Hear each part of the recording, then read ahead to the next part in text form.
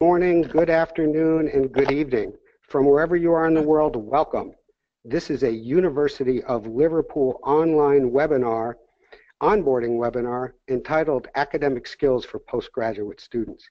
Now, all of you are in your pre-admission stage, and you're about to start your module next week, and this is one of our preparation webinars. So let me introduce our panel. My name is Stephen Merrifield. I'm with the Digital Events team, and I will be your moderator for today. With me today is Kirsten Gear. She's a tutor from the Writing Center. Kirsten, would you say hello, please? Absolutely. Hello, everybody. There's 15 of us here logging in from all around the world. So I'll be here with you in the webinar and future webinars. I'm also in the Writing Center. That's a very important place that we'll talk about towards the end of the webinar. I've been there since 2009. I'm now with a great team of about half a dozen other academics, so please come and visit us for all of your academic writing needs. Oh my God, that sounds like, yeah, okay. It's a great place. That's great. Kirsten, thank you very much. And our special guest today is Ms. Courtney Greenlaw. Courtney is a 2017 graduate from the MSc in Project Management, but she also is a Dissertation of the Year award winner. So welcome, Courtney. Would you take a minute and say hello to us and perhaps tell us a little bit about what graduation was like and perhaps what the topic of your dissertation was? Sure. Hello, everybody. Thank you very much for the invitation to participate in this webinar. I'm looking forward to sharing my experience with everyone. The topic of my dissertation was implementing a bilingual work environment in an Italian small and medium enterprise. The experience that I had for 2.5 years at University of Liverpool online was very challenging, but very, very rewarding. And I could say that within 3 months of graduation, I was able to change my job, to make a lot of improvements. So it's definitely worth it. That's great. That's 2 to 3 months. You've only been about 4 months since you graduated, right? You were in July. Yeah. Okay. Move fast here. Yeah. The official graduation, in terms of the certificate, was in March, and then we celebrated. Okay. Yeah. So, no, wonderful experience. Also very worthwhile to actually come to Liverpool, to see the campus, to meet your classmates. After 2 years of writing to each other, it's wonderful to meet each other face to face and, you know, enjoy the celebration all together. I too attend graduation. You're right. It's a great experience for us too because we get to meet all of you guys as well. Well, now I know I need to stay on my toes because I have two really, really good panelists here today. Before I go any further, what I want to do is cover your preparation planner again. Now, basically, this is your calendar of preparation stuff for the next 2 weeks. Today is Monday, and you are in the Academic Skills for Postgraduate webinar. On Wednesday, we'll be hosting the Fitting Study into Your Life webinar. And then we would hope that somewhere between then and next Monday, you will review your finance videos in preparation for planning your finances to meet your study goals. And then a week from Wednesday is your new student welcome, which is 1 day before your module starts. So you got a busy couple of weeks coming before you get started in your first module. All right, now what are we going to cover today? We've got some key learning things we want to make sure we cover.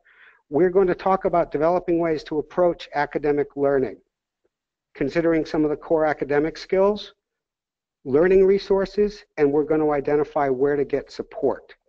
More specifically, today's agenda, we're going to cover the format of online learning, strategies for online learning engagement, academic writing fundamentals, academic integrity, and academic support. So with that, I'm going to turn this over to Kirsten to introduce us to the format of online learning. Thank you, Stephen. Such a wonderful introduction, as always. So this is the general overview of the format of what will be your life for the next 2 or 2.5 years, as Courtney has just graduated, and she'll take us through that a little bit more in just a moment. So you will have units. Each unit will be 2 weeks in length. So what you will be starting soon with your induction course will be the mirror image of what you will be doing in your subject-based module, but of course you will be doing it a little bit quicker. So once you get into the regular program, you will have 2-week-long units. Within each of those units, you have a variety of readings, excuse me, and those readings, of course, you will be using to discuss different academic issues. You will be given a lot of those materials, but you will also be expected to start to resource some of those from the online library. And of course, there will be different tutorials and help centers to help you through all of that sort of thing to get you those credible, reliable sources that are free when you are a University of Liverpool student. If you are not, you of course have to pay for those journal articles, and as you know, or you may not know, it can be very expensive. You can be paying $50 or $60 per journal article. So be sure to get in there, download as much as you can while you can, because you never know what's going to come up in your final modules as you get towards your final project, which is of course what everything is scaffolding towards. So you will have the readings. Those readings will help you to do your discussion forum. So you will be given, and we'll get into a few specific examples, so I won't talk too much about this here. You'll be given a discussion question, and you and your peers will be discussing, collaborating, critiquing, and networking on whatever that issue of the unit is. You'll also, of course, have hand-in assignments. Those will be, you'll have to check each unit, each module. Sometimes you'll have both a hand-in assignment and a collaborative activity, or the discussion forum activity. Sometimes you'll have one or the other, and of course, once you get towards your final project, that is the focus. So everything builds towards the final project. You also have a personal development plan, which helps to outline some strategies, some pitfalls that you may face, as well as that support network to draw upon if and when that time comes. So that's the nutshell, and we'll get into each of those things in much more depth in the next 51 minutes. That's great, Kirsten. Now, I have a question for Courtney, but before I do that, Miss Katie has reminded me that I forgot something right away. First of all, we have a panel of professionals from the student support team. They're in the background to answer your questions, and you have a Q&A text box in front of you. So if you have any questions, please put them into the Q&A text box, and the student support professionals in the background will answer those questions, and they'll select some of them to put them forward. Now, we have Katie and Marike in the background, and so welcome, ladies, and thank you very much. Now, Courtney, before we go any further here, do you remember what it was like when you started? I mean, was this a little bit unnerving? Absolutely. I actually imagined something completely different than the reality of the situation. I had expected to receive, for example, videos of lectures, so as though I was following the course in the classroom, but at a later date. So something like webinars. Okay, it appears that maybe we've lost Courtney here. So, okay, well, until we hear Courtney come back, let's see. Kirsten, can you cover the strategies for online learning? Yeah, definitely. So once Courtney gets back, she'll of course inform us on some hands-on strategies that she was doing. But there's 4 basic things here that you want to keep in mind as you go through. So time management, you'll talk about in another webinar. We won't talk too much about that, but you have to start thinking about time management in relation to community building on the discussion forum. Do not post at the last minute. You will have to do responses to people. So you don't want to do everything in the last few hours of the unit. Give people time. As we wake up in our different locations around the world, different things are happening, and people are involved in those type of things. Over the summer, I had a lot of students that were involved in some of the very terrible natural disasters in South America, the Caribbean, and Mexico. I had a student in London who was participating in the rescue efforts in the Grenfell Tower. You know, there's just a lot of people, wonderful, amazing people that you're going to meet, professional stakeholders who are here as you are to learn. So please be respectful of that, and that goes into netiquette, which we'll talk about in a little bit. So the time management, get on the platform early, read everything, read the syllabus, read the module contents, get familiar with the assessments, and of course do the tasks. There will be checklists, which are an amazing tool that we talked about last week. Checklists can be valuable, powerful, and reward yourself when you complete those things. Now, getting into the reading. Critical analysis is essential. Develop some reading skills, whether it's skimming, scanning, SQ3R, whatever it is for you, whether it's digital reading or pen and paper and you're printing everything double-sided, of course, hopefully. But, you know, you have to start to analyze those readings. Before you can do that, of course, you want to understand the question, analyze and deconstruct what is being asked of you, because you can go on and on and on and on, and then you realize that it's really off and off and off and off topic. So be careful exactly what is being asked of you. And when you are reading, of course, make sure you are critically reading. Ask yourself questions. What's the thesis statement? What's the method, the evidence, the claims, the arguments? Is it a clear argument? Is it coherent?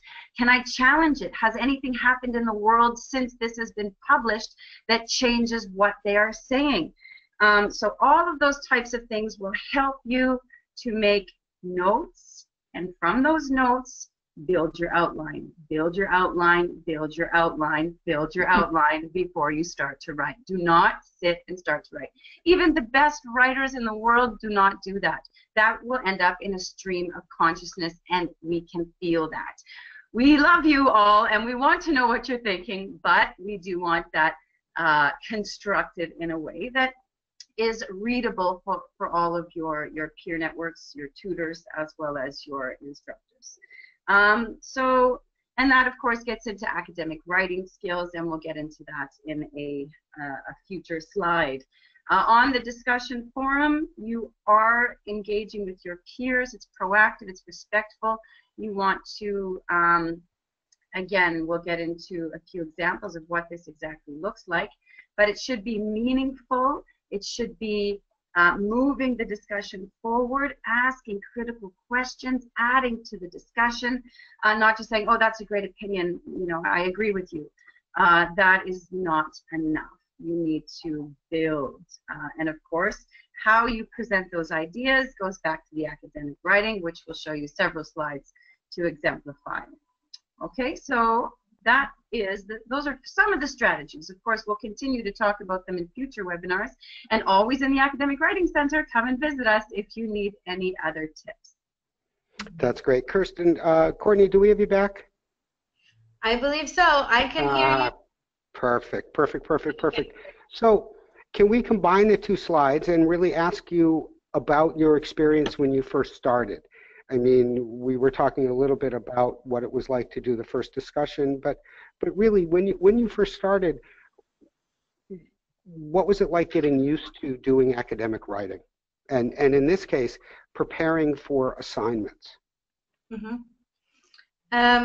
Well, I'd like to second everything that Kirsten has said so far. Something that I found very, very helpful was the checklist feature that you have in the classroom.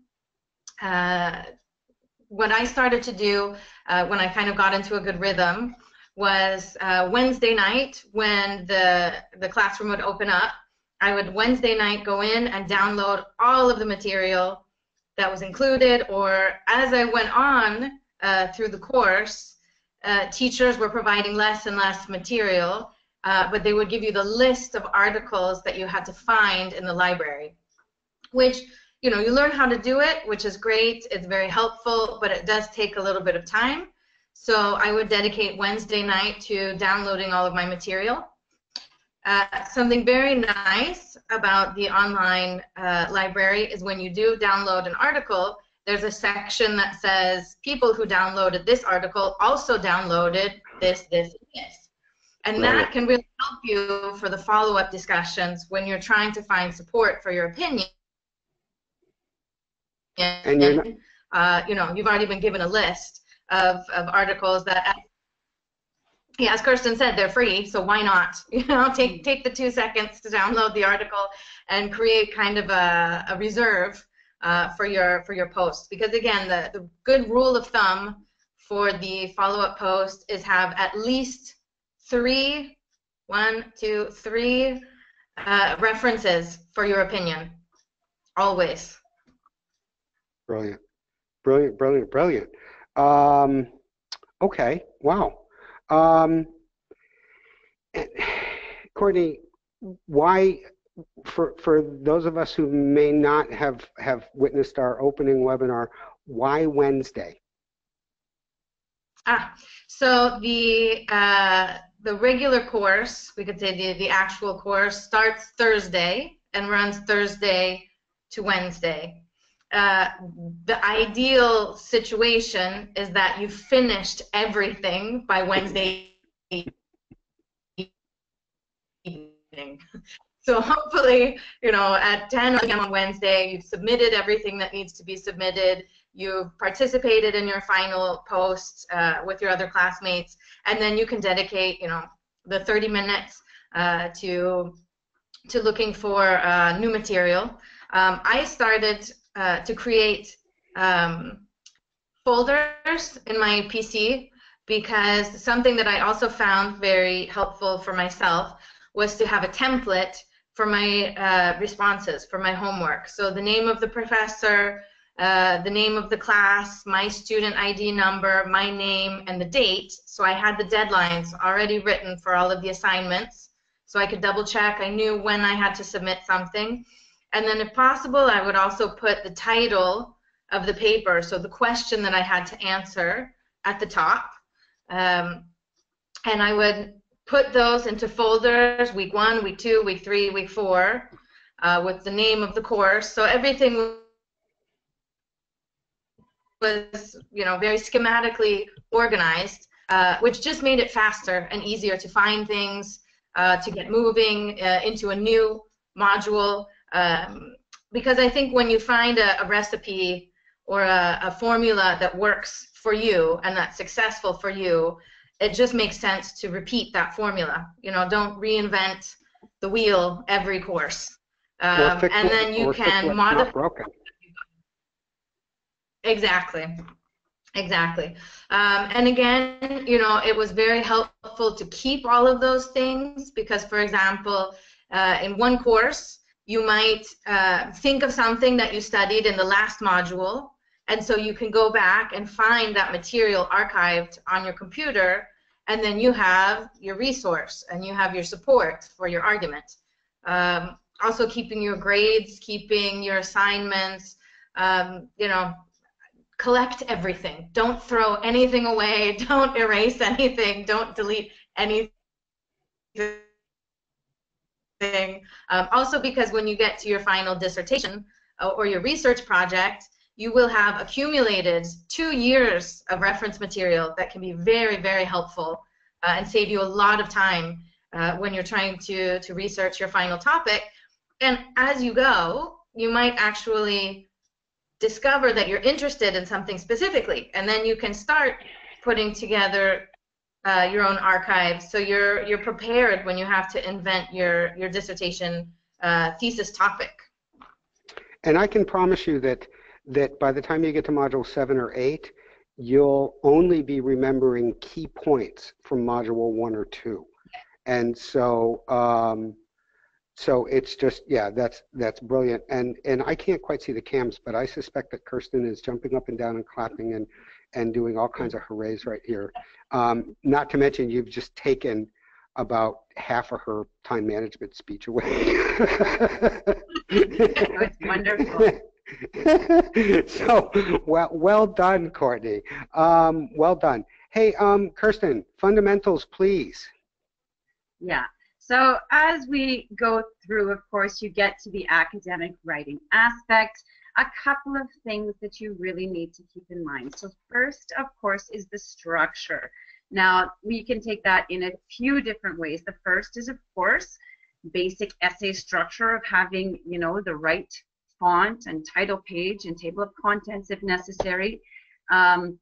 You want to then also start to think about paragraphs. In paragraphs, you can have all kinds of different visual images for what that is: an hourglass, a mountain, a sandwich, a hamburger, anything that goes general, specific, general.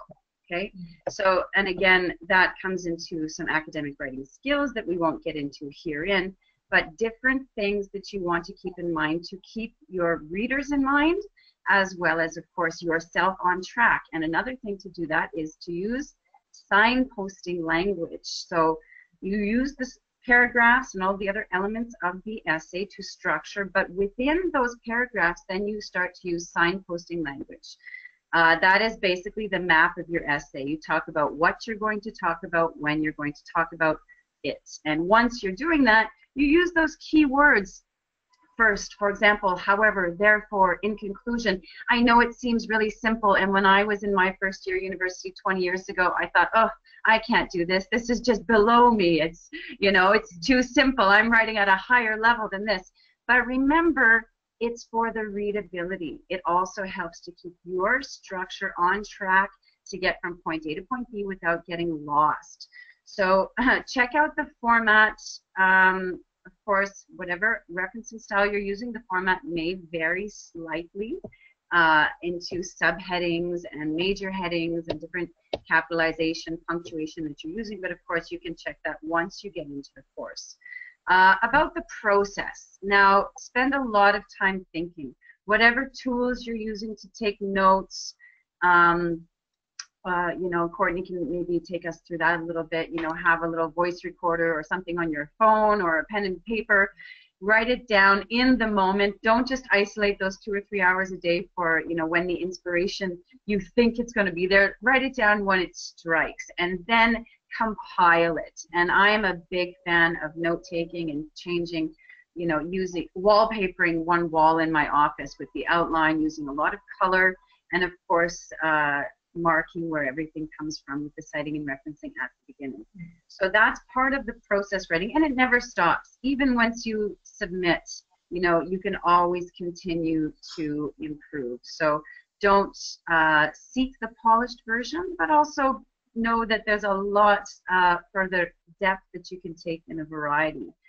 And that, of course, is having to do with your research, credible research, reliable sources. You want to be analyzing everything to make sure that it is appropriate, significant, sufficient for your topic. And those are things, again, that we can help you with in the Writing Center. Once you have decided that, then you formulate. You get from your topic to your thesis. And that is narrowing down the question.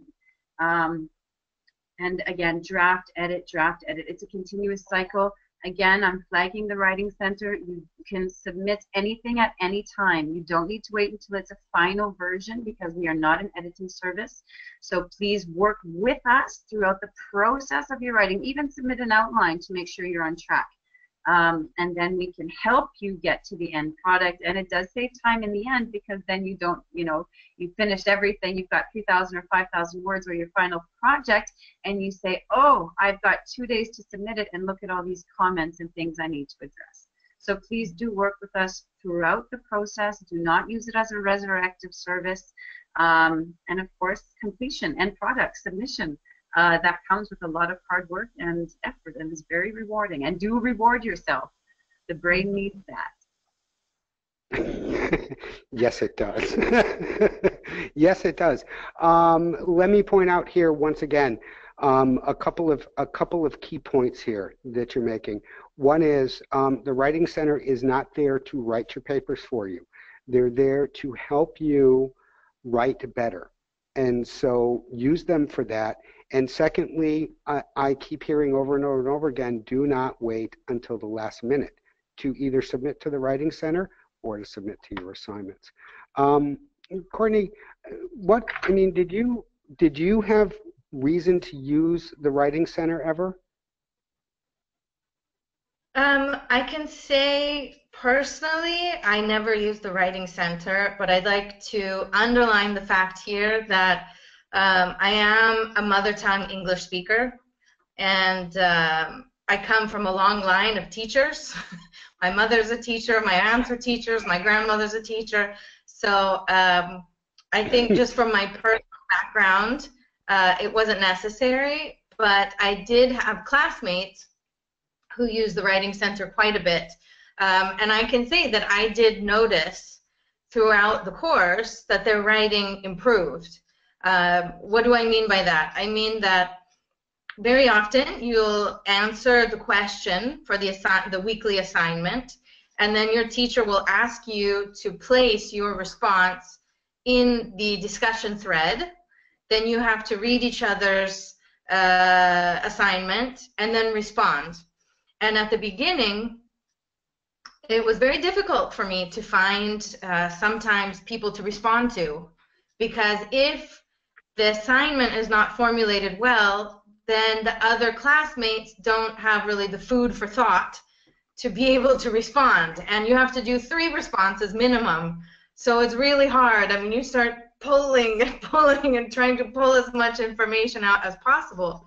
And when you're doing the thread, the Writing Center can't help you because it's in the moment. But when the students, my classmates, started to get assistance from the Writing Center, not only did their assignments become richer, easier to respond to, more stimulating, more provocative, but at the same time, I think practicing writing in a good way sort of was absorbed by the students, and then when they had to respond in the thread, you know, the structure improved, the ability to prove a point improved, correct citation improved, and then that really pushes the whole class forward to another level. It makes it easier and more enjoyable for everybody. So I definitely would recommend people, you know, even if you are mother tongue English, you know, my undergraduate degree was in English literature, so I'm kind of an exception to the rule here. If you're studying engineering, you're studying oil and gas, you're studying some other kind of business, you probably have not, you know, been to school in maybe 20 years like myself, you don't write academically, you know, take advantage, go back and get these people to give you pointers. I'm also American, we write in one style, the British write in a different style, and I had to learn the British rules. I got knocked a little bit at the beginning because, as you said about paragraphs, Kirsten, I was writing my paragraphs in a different way.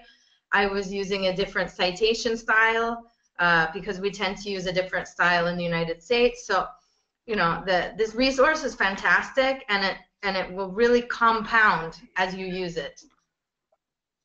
Kirsten, were you taking notes on that by any chance?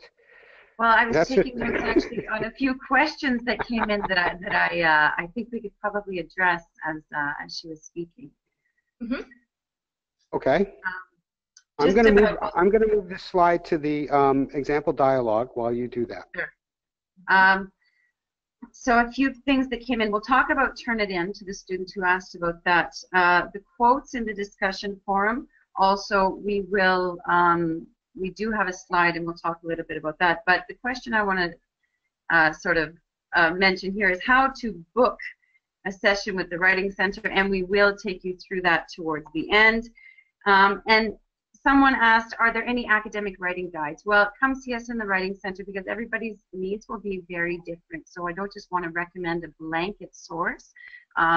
Really get to know what your issues are, and then we can recommend something very specific. But one issue is with skim reading that came up. So that, again, is a skill that you will learn, but start to look at, you know, titles, pictures, charts, subheadings, topic sentences. Look for those signposting words again. If you see, however, you know that someone is going to say an opposing view. So again, that just comes into critical reading. Now, may I really quickly? Sure. Just to add one thing about the subheading, something that I noticed as I went on is a lot of the articles have a statistical analysis section, which is very numerical and normally has absolutely nothing to do with what you're trying to gain from the article. So, you know, usually it's just numbers and symbols, and, you know, if you're not a mathematician, you have no idea what it means anyway. And then it's usually summarized at the end. So, as Kristen said, you know, learning to read the subheadings and understanding which sections you can skip in an article can help you save time. And sometimes those sections are pages long. So it can be really useful to look at that and to learn what you need and what you don't need. Yeah, that's an amazing point. And yeah, it's a process of critical decision making. What's important, what to read, what to let go of, and how to incorporate what's most important. So of course, to incorporate what's most important, we have to use references. And this here, we have an example of a dialogue. And we do have a dialogue with our peers on the discussion forum, but we also, in a sense, in dialogue with the journal articles that we read. Because as we read, we start to identify which community we affiliate with, which school of thought we support most, and we bring that in. So here you've got highlighted in blue things that are part of that signposting language that I talked about. These are called reporting verbs. These are magical little words that will tell your opinion without you needing to say what your opinion is. So we have argues, claim, demonstrate, a correlation was found. So again, those words, and there's many of them: investigate, analyze, review, interview, study, perform, etc., etc. It's endless, but what they will do is they will indicate, first of all, what the author is saying without you saying, in my opinion, this is the best article and everyone should read it and I support that. Instead, you are using those words to hedge your opinion. And hedging is another academic skill that you can learn more about in the Writing Center. So this is very useful to first insert your opinion as well as to reiterate what the authors are saying. So. And we won't spend too much time on this slide because we will get into the citing and referencing on subsequent slides. But here you can start to see you've got the surname and the date, surname and the date, and that's about all that you need unless you're doing a direct quote, which we'll get into in just a minute. Right, and what we have now is a discussion post, which I'm going to read and try to slow down a little bit to catch up with this thing coming across your board here. But this is a discussion post, and on the following page we have a response to that. So I'm going to begin. Beyond brand loyalty, habitually using an Apple product is different than using a Windows operating system or Android, and switching to the different system mindset is inconvenient. Apple and Samsung demonstrate upstream marketing at its finest, looking at what customers need to do habitually and then designing the product and brand to meet that need. Now, in quotes there, we see iPhone users have the greatest taste for sushi. Samsung owners are the biggest fans of tennis star Rafael Nadal, and those buying Nokia handsets are most likely to earn over 60,000 pounds. Now, the aforementioned study into the consumer behavior of mobile phone brand loyalists shows what a diverse set of interests consumers have and how complicated that can be to tie together with a single brand persona. The study analyzes users' interests, determining facts such as Samsung users being 23 times more likely to enjoy basketball, and that HTC lovers are more interested than the average person in luxury holidays. This deep qualitative approach can be a powerful tool that helps these giants understand not only the general segment, but all the subsections and niche interests that can be catered for by their multiple product offerings. Can you talk to us a little bit about this, please? Sure. So there's a lot of good stuff going in here, and this exemplifies a lot of what we've already talked about. So first of all, it's engaging with the scholarship. It's got Kotler 2013, Tessera 2014.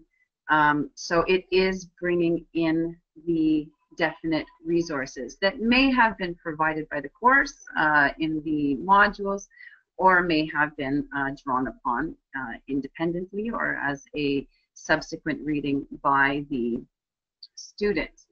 Now, of course, they are addressing the task, and in this task, the assignment instructions say, and it's not on the screen here, but it's consider the role that Brandon played. So in that point, we need to deconstruct, consider the role.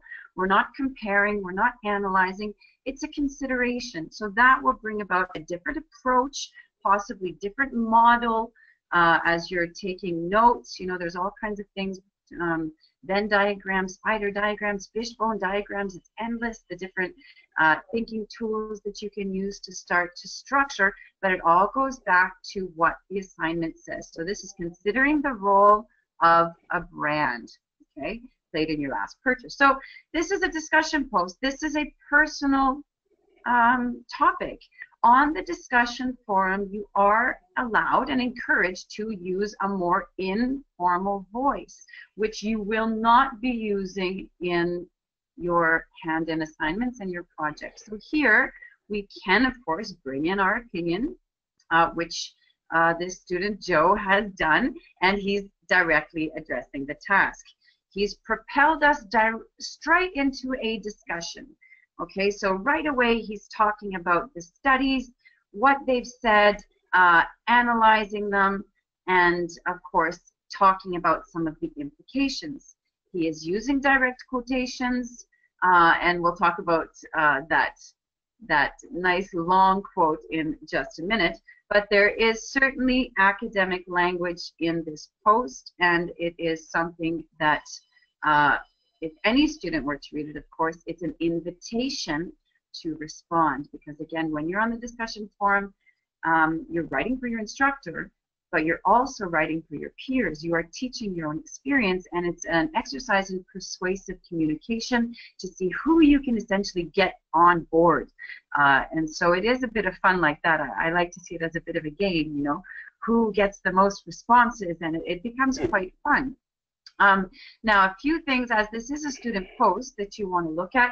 I won't go through it point by point, but please do pay attention to the punctuation. There's a few missing full stops or a few out of order full stops, and we can play a little scavenger hunt, and you can see them on your own at the end of the first paragraph and towards the citation. There are, of course, a few issues with other punctuation with commas and the possessive of the grammar on its. But those are things that are mechanical. They're things that are usually fixed.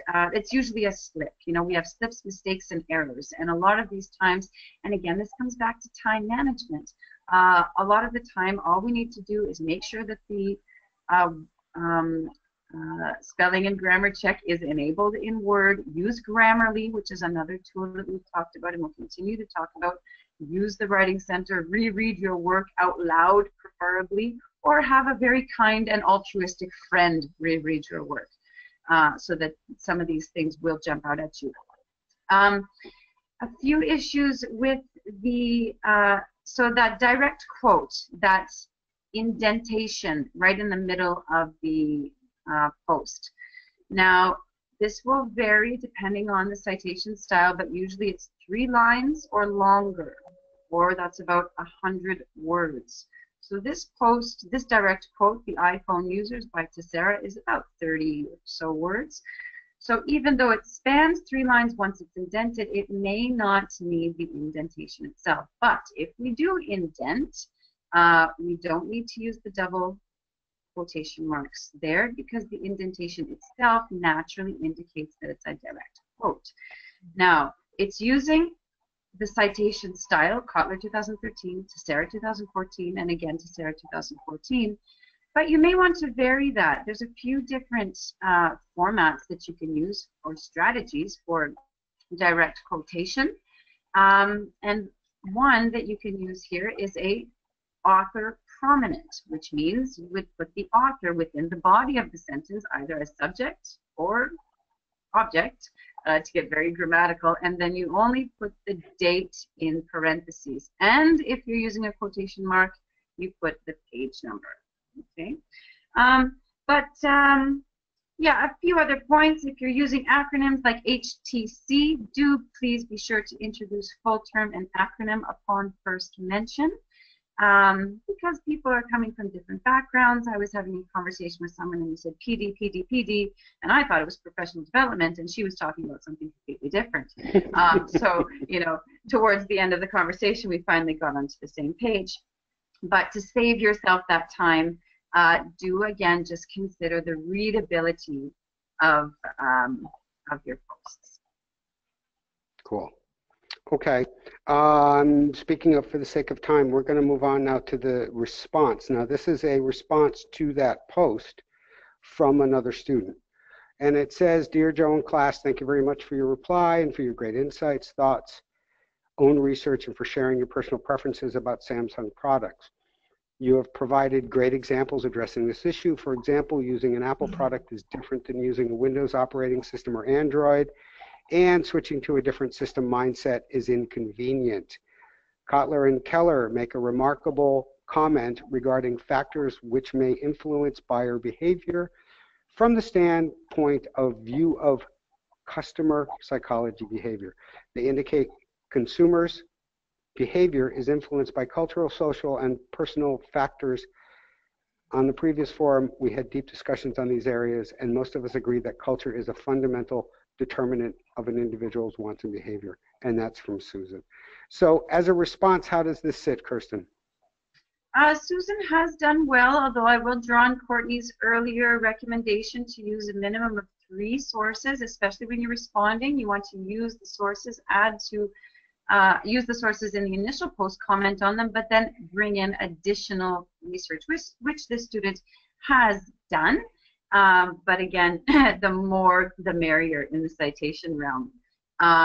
For both of these posts, they will need an end reference list, which is missing, but I think we just perhaps omitted that for a space, so we're not reading this with a microscope or a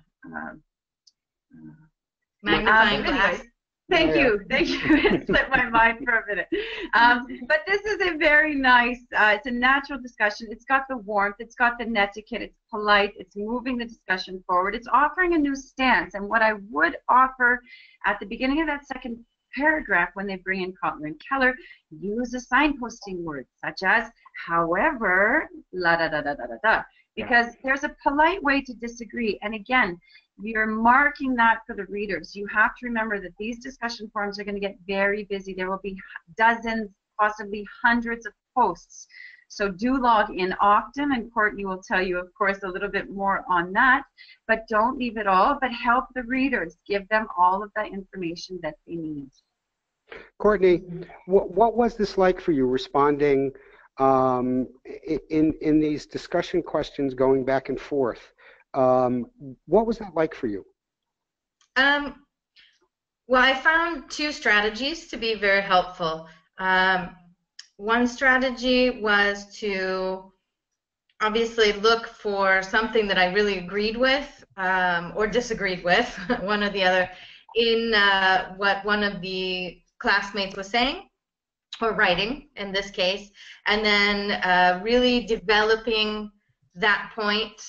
You know, choosing one specific detail of what they said instead of trying to address the general post, because it makes it easier to find sources to back up your opinion on one specific point. Something else that I found useful was, you know, sometimes everybody in the class had the same opinion. You know, the material seemed pretty self-evident, and so how would you have three or more responses when everyone agrees, you know? So something that was helpful was, especially in the supplemental reading, or as we had said before, you know, people who downloaded this article also downloaded this, is finding a point that I found interesting from somewhere else and just throwing it out there and saying, well, considering we all agree on this, you know, what do you guys think about this? You know, because this writer said this thing, and then I found another writer who said something else, and you know, so really creating a new point of discussion whenever possible. Something that was also very helpful, and it's something that Kristen had talked about before in terms of taking notes. I personally didn't print most of my articles and things. I used everything on the computer in PDF format and highlighted in PDF, but I would take notes directly into the Word document. And when I did that, I would immediately copy the reference to the bottom of the page, and I would do the short reference with the last name of the person and the year and the page number, so that in the future, when I wanted to do a post or I was writing the response to my question, I didn't have to go back through sometimes 100 pages of reading to find who it was that said this one particular thing. So I think when you take your notes, also for for the classroom discussion, you can flip back through the notes and look at the references and look at the notes you took and say, oh, I never talked about this in my assignment, but I found that really interesting. And so you can throw that out there and see if other people can find something to respond to. One thing that is important as well, that was a comment I received from one of my professors, was you want to paraphrase what the authors say, put it in your own words, or summarize the idea. We saw that indented quote. If we had put 3 of those into the response, it would be too much. The response needs to be more your words than the words of the other authors. So it needs to be your interpretation and summarization of what they said. So you're allowed as many quotes as you want, but in your own words. Sort of as long as they're backing up your ideas, right? Exactly. Not just copy and paste the text from an article, because then that's not you. To prove the point. Correct. Right. Yeah. No, I understand that. Perfect. Okay. Hey, Kirsten, can you cover the basics of academic integrity for me? Yes, and I will very quickly, just being mindful of the time. So academic integrity, as Courtney was saying, we need to cite and reference. If we don't, we will have academic integrity issues, otherwise known as plagiarism. There's a lot of different varieties of it. Some of it is intentional, some of it is not, but it is where you directly copy from or paraphrase a source without acknowledging the source itself. So that is a major academic crime, if you will, but it's easy to avoid, and of course proper referencing we've been through. If you're not sure, check your citing and referencing guide for your program, talk to your writing center or tutor, talk to your instructor, create a discussion about it. These are questions that help, that conversations that need to happen. And of course there is Turnitin, which is a tool that's used by instructors, but of course it's also for you. Turnitin is a plagiarism detection tool. I used it 20 years ago in my undergraduate degree, so it's got thousands and thousands of documents in there by now. It also picks up things that are on the internet. You will get a similarity rate, and of course that you don't want to get 0. We'll look at a quick example of that in just a moment. Be mindful of what your referencing style is. Management will follow Harvard, law will follow Ascola, education psychology are an APA, and yes, as Courtney is showing us there, there's a Cite Them Right link directly in your library. Very useful. There is also online software, but be careful of that because every university has a different style. Even if someone's using Harvard, every program sometimes will use slight different variations. So it's all about the getting the mechanics and the punctuation just right for your program. And Courtney, you were Harvard, right, under management?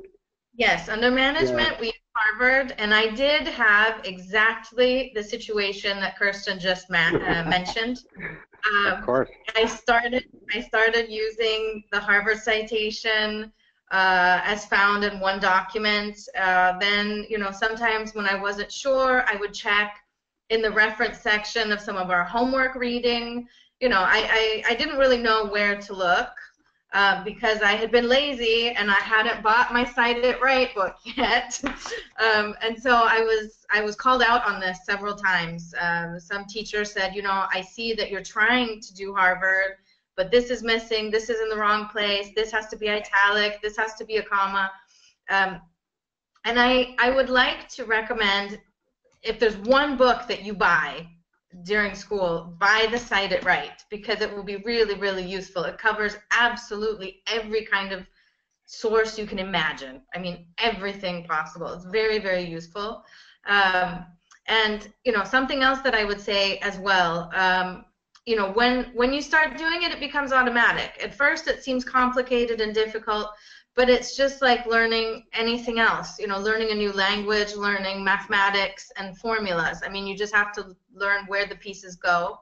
And something that I would just like to say from my personal experience, I like to think of English writing as geometry. Anyone who studied geometry, you have proofs. So it's a circle. Why is it a circle? And you have to prove it in a certain order in a certain way.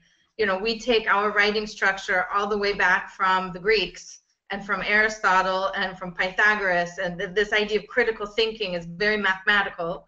And so learning how to do that, it's the same kind of logic. So anybody who has not studied the humanities, but they've studied mathematic or scientific subjects, all is not lost. Your mental process and schematic ways of thinking are perfect for English writing. So these kinds of tools and the Writing Center can really help you feel confident in what you're doing and expressing yourself in the right way.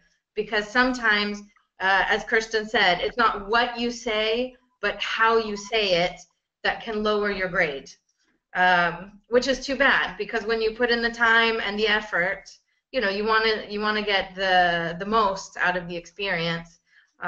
It's like buying a car and then not putting gas in the tank. And then not taking care of it. Yeah, exactly. And yeah. What we have here is a couple of examples for you to look at, which I've let you guys look at while Courtney and Kirsten were talking. Now, Turnitin.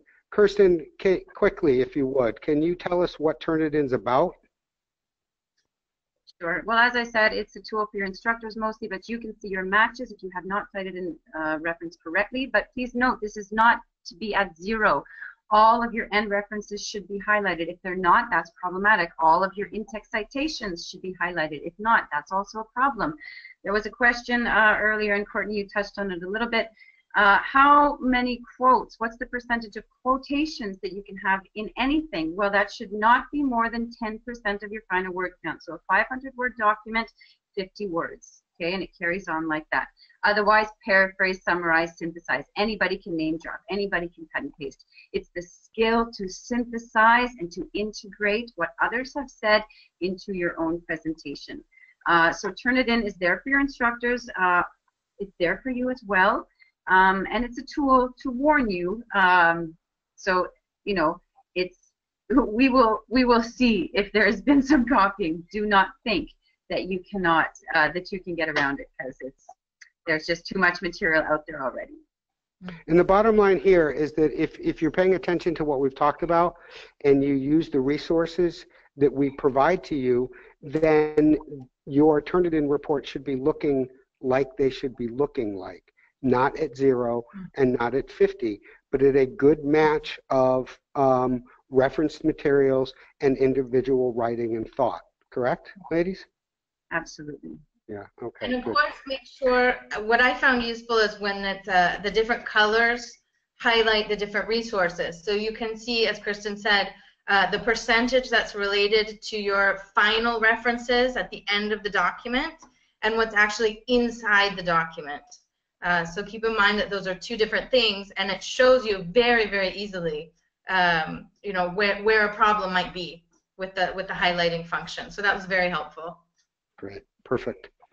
Okay, ladies. Now, if you need some help with something, it's going to be the Center for Student Success. Now, we have all kinds of services available. We have the academic skills and knowledge. Those are skill-based exercises, things that you can do to help build your academic skills. We have the Writing Center, which we have talked about quite a bit today. I can't say enough to you, this is not a tool if you're in trouble. This is a tool to keep yourself out of trouble, and it's a tool to help make you strong. So don't wait until you're in some kind of trouble to access either the skills units or the Writing Center. And the bottom line is that the Center for Student Success which also has quick answers, will take care of, I mean, they'll direct you to any place you need for support. Student support, the academic folks, financial bursar, technical assistance. But please, please, please, the Center for Student Success is your Bible, for lack of a better word, to all things University of Liverpool online. So we're going to take a couple of minutes to answer some questions here quickly now, because I know not everybody gets to hang out with us here. Where did it go? Okay, hey Kirsten, if I have a journal article, how do I know that it's reputable? Well, first of all, it's not Wikipedia. So that's the first thing that you have to look at. Anything that's written by just random people on the internet, usually not credible. You have to make sure it's peer-reviewed, usually anything coming from a journal, and of course anything that has, I mean, I don't want to say anything that's published, because there's certainly a lot that's published that is not credible at all. But that's where your critical thinking comes in. You have to start to ask yourself the questions. Is this relevant? Is it credible? Is it significant? Is it sufficient? Is it plausible? Some of those questions we went through earlier. Are there errors in the reasoning? But of course, if it's been peer reviewed and if it's an academic journal, you can bet that it will be, and of course, if it's found in your online library, it is more than likely an academic and credible source. Okay. Now, first of all, I'm sorry that Courtney actually has an appointment. She is tutoring somebody at her home, and so she has bid us all farewell, and we want to thank her for her time. Basically, she has somebody coming to her house in about 2 minutes and wants to be prepared. So, Courtney, thank you very much for your time and your skill. The reality is we've answered all of the questions that have come in, we've answered in our discussion. So that's perfect. What I'm going to do is I'm going to move on to the recommend a friend. Recommend the University of Liverpool online to a friend, family member, or colleague. If they stick around for a little bit, you both can share in $1,500 US in tuition fee credit. So it matters. Next, we want to thank you very much. Please, you have 3 or 4 handouts. I believe there are 3 in this. 3 handouts in this webinar.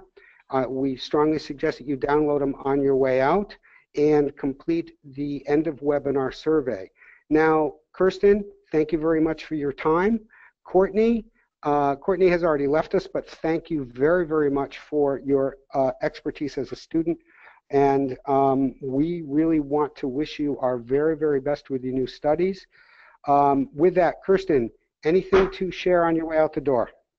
Just spend the time thinking, don't get right into it, and don't underestimate, of course, the power of asking questions. Don't sit there confused and puzzled. That'll just waste time and confuse you further. The cliche is the only bad question is the one that you don't ask. There are teams and teams of people here whose job it is to help you be successful. However, that's not going to happen if you don't utilize us. So please, we're ready for you, we're waiting for you, and our job is to help you be successful. With that, thank you very much. This is a University of Liverpool online webinar. Have yourself a good day. Thank you.